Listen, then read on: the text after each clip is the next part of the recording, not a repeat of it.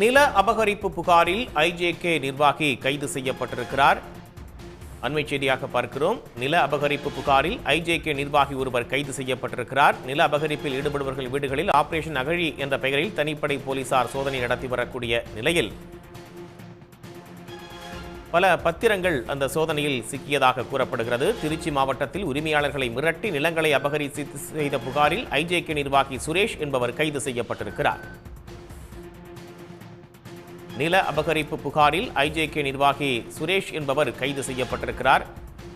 Operation அகழி என்ற பெயரில் தனிப்படை போலீசார் சோதனை நடத்தி வரக்கூடிய நிலையில் இந்த சோதனையில் சட்டவிரோதமாக பெற்ற பல பத்திரங்கள் சிக்கிய நிலையில் ஐஜேகே நிர்வாகி கைது செய்யப்பட்டிருக்கிறார்.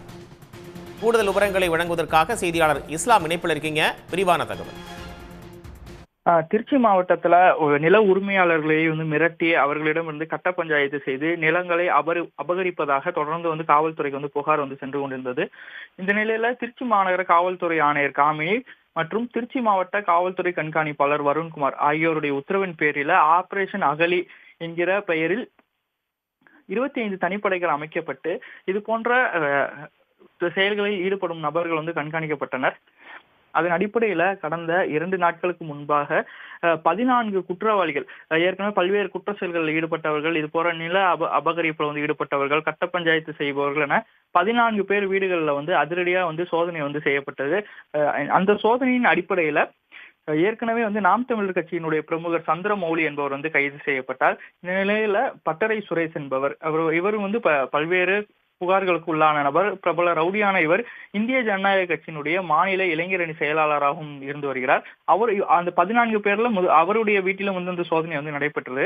அவர் வீட்டில் நடைபெற்ற சோதனையில 66 அசல் நில பத்திரங்கள் கைப்பற்றப்பட்டுச்சு. அந்த பத்திரங்கள் அனைத்துமே மிரட்டி வாங்கியதாகவும் அதே போல கந்து வெட்டியின் பெயரால மிரட்டி வாங்கியது, இது போன்ற சட்டவிரோத செயல்கள் மூலியமாக தான் அந்த பத்திரங்கள் அவருடைய இருந்தது விசாரணையில தெரிய வந்தது.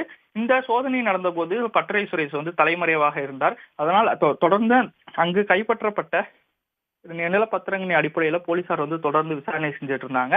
அதன் அடிப்படையில நத்தமாடிப்பட்டியில் உள்ள அவருக்கு சொந்தமான இடத்துல சோதனை செய்யப்பட்ட போது அங்கும் சில நிலப்பத்திரங்கள் அதே போல ஆயுதங்கள்லாம் இருந்திருக்கு. அதனையும் போலீசார் பறிமுதல் செஞ்சாங்க.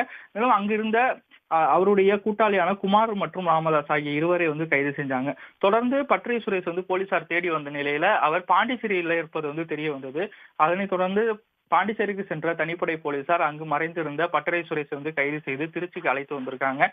அவரிடம் தொடர்ந்து விசாரணை நடைபெற்று இருக்கு. இப்ப வேறு எங்கேயாவது இது போன்ற மிரட்டி நிலங்களை வாங்கியது எப்படி, யாரிடம்லாம் இப்படி இது போன்று சட்டவிரோதமாக நிலங்களை அபகரிச்சிருக்காங்க என்பது குறித்து தொடர்ந்து விசாரணை நடைபெற்று இருக்கு.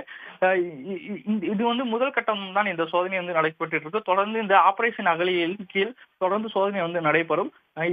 இந்த நில அபகரிப்பு புகார்கள் ஏதேனும் இருந்தால் உடனடியாக காவல்துறைக்கு புகார் அளிக்கலாம் என திருச்சி மாவட்ட காவல்துறை கண்காணிப்பாளர் வருண்குமார் தெரிவித்திருக்கார். தொடர்ந்து இந்த ஆபரேஷன் அகழியின் கீழே முக்கிய குற்றவாளிகள் நிலங்களை அபகரிப்பவர்கள் வீடுகள், அவர்கள் சொந்தமான இடங்கள்ல சோதனை நடைபெறும் என தெரிவிக்கப்பட்டிருக்கு.